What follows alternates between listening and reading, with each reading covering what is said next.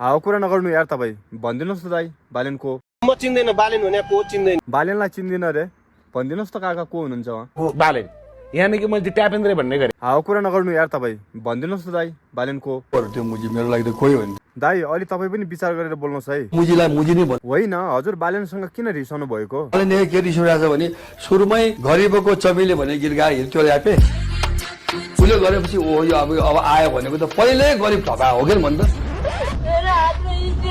यही कुरामा मैले बालेन गालिदिन्छु कि फुटपाथ चाहिँ मान्छे हिँड्नलाई हो, फुटपाथमा व्यवसाय गर्न पाइँदैन भन्ने विषयमा यो त कन्ट्राडिक्टरी भयो। पार्किङ त त्यो यार 5 पैसा त फ्री गरे होइन हो बालेन भाइ। येलो लाइनको यतातिर चाहिँ ठाउँ ठाउँमा चाहिँ फ्री गरे होइन। सडकमा पाइँदैन पार्किङ गर्न। तँलाई यहाँ हान्यो तँलाई राजनीति भनेको विकास हो, विकासको काम गर्नुपर्छ। खै गर्यो मुजी 1 वर्ष 1.5 वर्ष भइसक्यो देख्नु भएन चोक चोकमा त्यत्रो बत्ती राखेको? यस्ता मुजी बत्ती यो बत्ती नभएको होइन नि, यो र राणाकालीनदेखि छ नि। उहाँले अहिलेसम्म सिनको भाँच्नु भएको छ। हो र मिडियामा त खत्रै काम गरिराखेको देखिन्छ त। म्यानिपुलेसन गरेर चाहिँ उसलाई हाई जस्तो गरेर नि गरे जस्तो काम त छोटो छिटो केही भाग। ए त्यस्तो पो हो। यो खाली कुरामा त गर्ने तर अरूको तुलनामा यो ट्यापेन्द्रे छानी जुन यो चाहिँ अलिक ठिक रहेछ है केटा। बालेन दाइले त मर्ने गरी गाली गर्नुहुन्थ्यो त, अहिले त कसरी ठिक हो भन्दै हुनुहुन्छ तपाईँ? बोलेको त्यो ट्यापेले ठ्याक्कै पुर्या। ए कुन कुरा भनेको त? दरबार चलाउँछ म त चलाएरै छाड।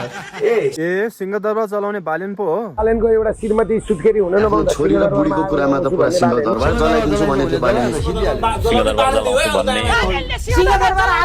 बालेन दाइ हेर्नुहोस् त आज हजुर लेखेको स्टाटसले नै हजुरलाई नै भन्ने बाटो देखायो। पुरै आगो लाग्यो नि त हौ आम्मामा के छ। अनि हजुर जस्तो मान्छेले सिंहदरबार आगो लगाइदिन्छु भनेर स्टाटस लेख्ने हो त के कारणले हो? त्यही भएर मैले अस्तिदेखि रक्सी पिउन छोडिदिनुहोस् भनेको। किन पिउनु भएको भन्नुहोस् त? पिउँदिन भन्दा भन्दै साथीले पिलायो। पिउँदिन भन्दा भन्दै जबरजस्ती पिलाउने को रहेछ?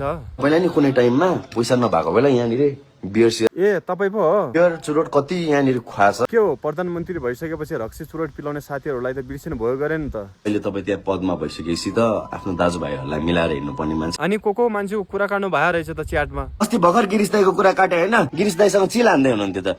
गिरिश पनि त्यही त हो, मासले मन पराउँछ, ऱ्यापरहरूले मन पराउँदैन, स्पोन्सरले मन पराउँछ, फेरि यस्तै हो। अब दाइ हेर्नु यहाँ मसँग चाहिँ यस्तो कुरा गर्नुहुन्छ अनि त्यहाँनिर चाहिँ तपाईँ सर पो यतिकै भन्या रहेछ त। मेरो घरमा आएर यमा दाइको घरको बारेमा जे पाइ त्यही कुरा गर्ने अनि पछि मेरो हुने बित्तिकै गएर भैँसी पार्टीमा गएर सेल्फी खिचेर म शालिक बनाउँछु भनेर मानस दाइको पनि कुरा गर्नुभएको छ तपाईँले।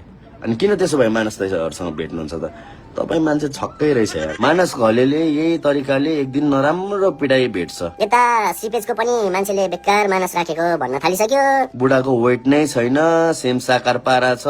मलाई हेर त माछ सिक्ने पापी। त्यही त हेर्न खोज्या होला थर्काउनु। बालेन माछ सिक्ने खाते हेर्दै जा मेरो केटाहरूले तँलाई कस्तो हान्छ। सेम साकार अनि फेरि 20 दिन अगाडि सागरसँग पनि फोटो खिचेछ है। You fake S motherfucker. तपाईँ रियल सेट हुन जान्नु के, तपाईँ छक्का जसरी नहिँड्नु के। त्यही त बचपनदेखिको साथीहरूलाई नबिर्सिनु होला, मिलाएर राख्नु होला, जो पाए त्यहीसँग नबोल्नु होला। होइन मैले यो चिजहरू नराखौँ जस्तो भयो थियो, तर दाइको भाउ चाहिँ अलि अति नै बढ्या रहेछ होइन। त्यही त दाइको भाउ यति बढिया थियो कि पहिला प्रधानमन्त्री बन भन्दाखेरि पनि बन्दिन भन्नुभएको थियो नि। सडकमा बालबालिकाले बोलाए आउनु भएन, सरकारमा उहाँलाई बोलाउनु भयो आउनु भएन, आउँदैन। त्यस पछाडि हर्क साम्पाङलाई गर्नुपर्छ भनेर जेएनजीको माग, त्यत्रो तपाईँको चाहिँ माग हुँदा हुँदै उहाँले चाहिँ नि बुझ्नुपर्ने। त्यही त यो कुरा बुझ्नुपर्ने हो। प्रधानमन्त्रीको लागि सुशीला कार्कीलाई अगाडि सारेर तपाईँलाई खाली हात धरन पठाइदिनु भयो।